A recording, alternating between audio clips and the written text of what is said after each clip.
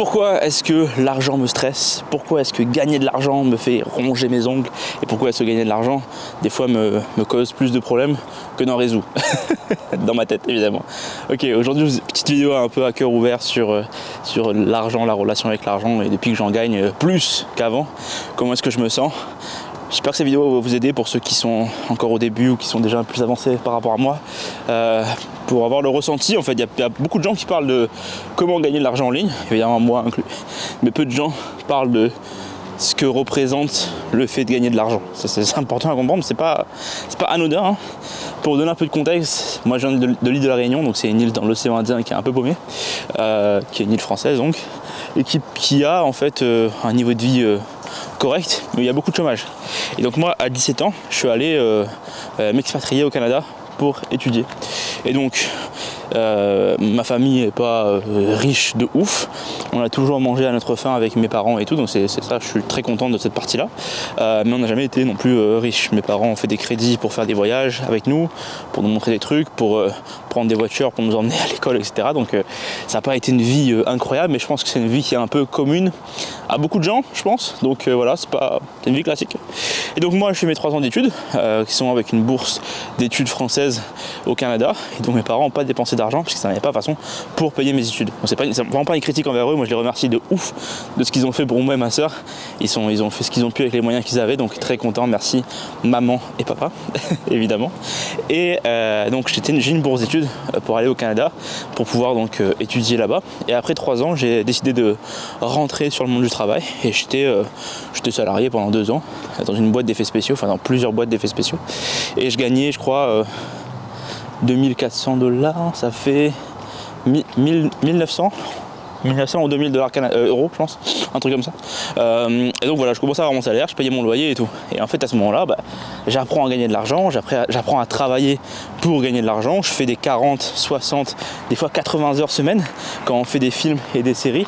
Ça demande beaucoup de temps, ça demande un investissement intense en focus et beaucoup de concentration sur l'écran. Et donc voilà, on fait nos premiers dollars, on fait mes premiers euros, et je suis content et je me dis ok, c'est ça le monde du travail. Ensuite, voilà, le Covid arrive, je perds un peu mes emplois et j'essaie de lancer un peu mon activité de média buyer. Donc je lance en parallèle de mon taf que j'avais retrouvé à l'époque, et je décide de me dire ok, là Brice, il faut gagner plus d'argent pour être plus safe. Et donc ma première relation avec gagner plus d'argent, ça a été ok, il faut que je gagne plus pour sécuriser les bails, sécuriser mes revenus. Donc je lance mon activité. Je lance l'activité, je commence, ça fonctionne bien. Au bout de 4 mois, je fais l'équivalent de mon salaire avec ce que j'ai appris. Et tout d'un coup, je gagne 4000 par mois.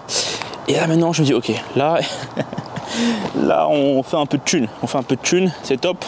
Qu'est-ce qu'on fait, Brice? Là, je démissionne de mon emploi. Je me dis, ok, c'est bon, ça suffit. Je ne veux plus travailler en tant que salarié, je me casse. Donc là, maintenant, je retombe à 2005 par mois avec seulement le taf de marketing.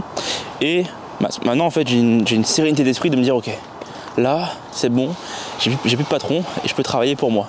Et donc en fait à ce moment là je suis très content. J'ai un peu moins d'argent que ce que je gagnais en salariat, mais j'avais beaucoup plus de temps chez moi. Et donc le mois d'après en fait je gagnais déjà 8000 par mois. Avec le temps que j'avais retrouvé, j'ai pu prospecter plus de clients et obtenir plus de résultats. Maintenant, plus on a des clients et plus on a d'argent, plus il y a des choses différentes qui arrivent.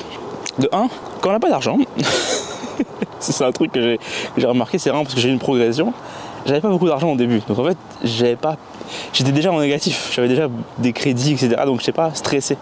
Maintenant que tous mes comptes étaient en positif, j'avais un stress. Qu'est-ce qui se passe si je retombe en négatif?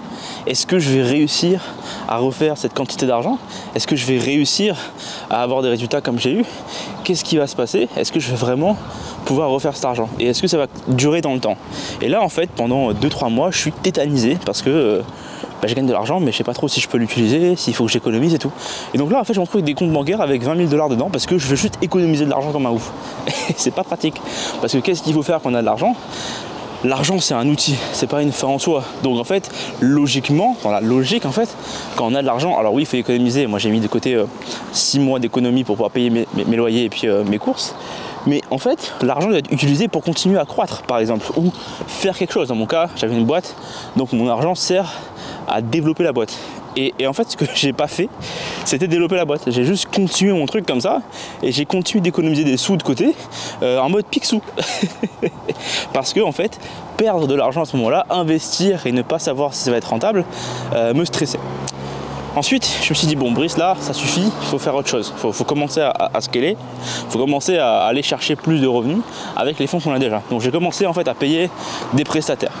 Donc là, j'ai payé un monteur vidéo, etc. etc. Donc, j'ai commencé un peu à dépenser de l'argent. Et puis, je voyais l'impact direct qui fait que je gagnais du temps, plus besoin de monter les vidéos de mes clients. Quelqu'un le faisait pour moi et puis je gagnais un peu plus de temps et je pouvais monter les prix. Donc, parfait. Ensuite, je me suis dit, ok, l'argent ne peut pas rester en banque, donc il faut absolument que j'investisse. Et là, en fait, j'ai investi dans un bien immobilier. Donc là, je suis propriétaire encore d'un bien immobilier au Canada qui rapporte des loyers tous les mois. Voilà, c'est positif, c'est cool. Mais effectivement, j'ai commencé à placer cet argent. Et après ça, je suis allé à Dubaï pour un mastermind. Et j'ai parlé avec les gens qui étaient là. Et je me suis pris une claque dans la gueule parce que le gars me disait, ouais, nous, des fois, on dépense 100K par mois en ads. Je me dis, oula.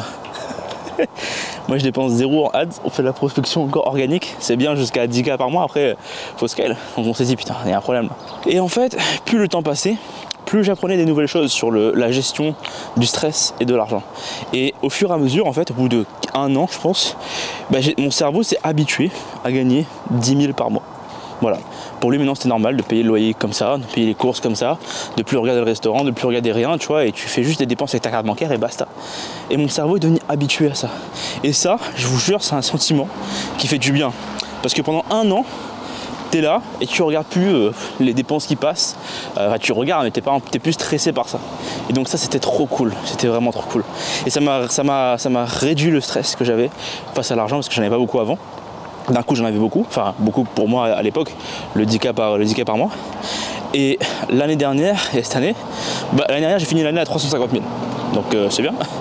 Et j'avais beaucoup d'argent. Et je me suis dit ok, là Brice, il faut passer à un autre palier, il faut recruter une plus grande équipe.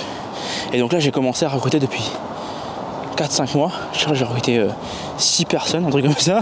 Et ça me coûte genre 15 à 20 000 par mois pour payer ces gens-là.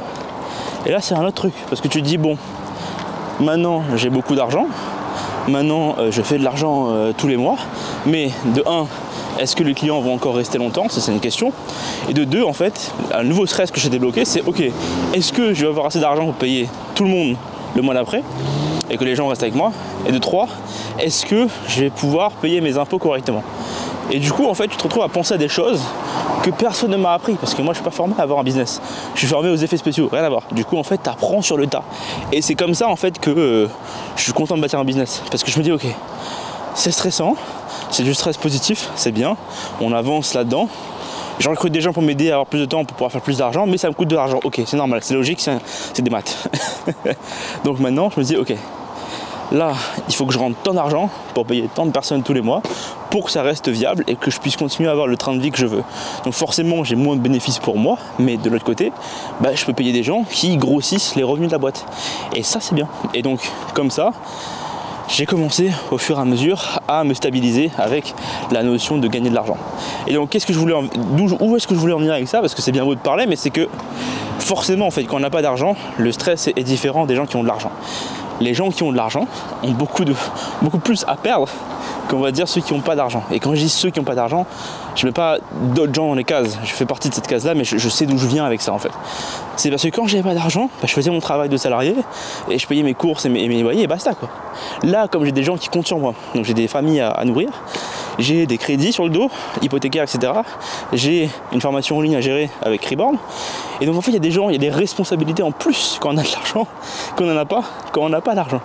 Et donc à ce moment-là en fait il faut se dire ok, c'est normal, ça vient avec le fait d'avoir de l'argent et c'est super important d'être à l'aise avec ça pour pouvoir avancer. Et donc maintenant le prochain target de cette année c'est de faire 500 000 voire 1 million. Mais il y aura d'autres problèmes.